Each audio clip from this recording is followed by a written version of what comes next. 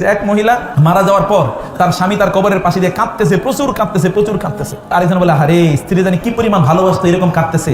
বলে, ভাই আরে অনেক ভালোবাসতেন না? বলে, না রে ভাই, অন্য কাহিনী। বলে, কি?